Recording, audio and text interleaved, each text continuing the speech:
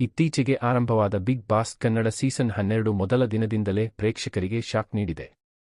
ಈ ಬಾರಿ 19 ಸ್ಪರ್ಧಿಗಳು ಮನೆಗೆ ಪ್ರವೇಶ ಪಡೆದಿದ್ದು, ಅವರಲ್ಲಿ ಕೆಲವರು ಜಂಟಿಯಾಗಿ, ಕೆಲವರು ಒಂಟಿಯಾಗಿ ಎಂಟ್ರಿ ಪಡೆದಿದ್ದಾರೆ.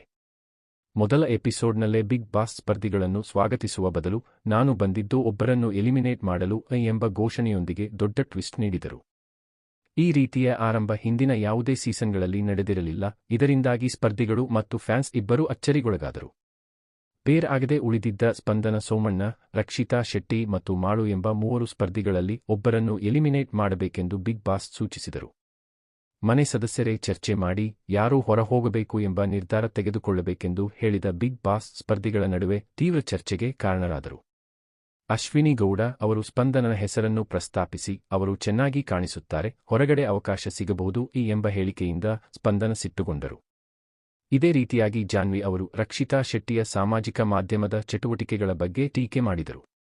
ಈ ಚರ್ಚೆಗಳಲ್ಲಿ ಸ್ಪಂದನ ಮತ್ತು ರಕ್ಷಿತಾ ಇಬ್ಬರೂ ಟಾರ್ಗೆಟ್ ಆಗಿರುವಂತೆ ಕಂಡುಬಂದರೂ ಕೊನೆಗೆ ಬಿಗ್ ಬಾಸ್ ಮತ್ತೊಂದು ಟ್ವಿಸ್ಟ್ ನೀಡಿದರು. ಎಲಿಮಿನೇಷನ್ ಆಗಲಿದೆ ಎಂಬ ನಿರೀಕ್ಷೆ ಇದ್ದರೂ ಬಿಗ್ ಬಾಸ್ ಇದು ನಾಮಿನೇಷನ್ ಎಂದು ಘೋಷಿಸಿದರು. ಈ ಮೂಲಕ ಮೊದಲ ದಿನವೇ ಎಲಿಮಿನೇಷನ್ ಎಂಬ ಭಯವನ್ನು ನಿವಾರಿಸಿದರು.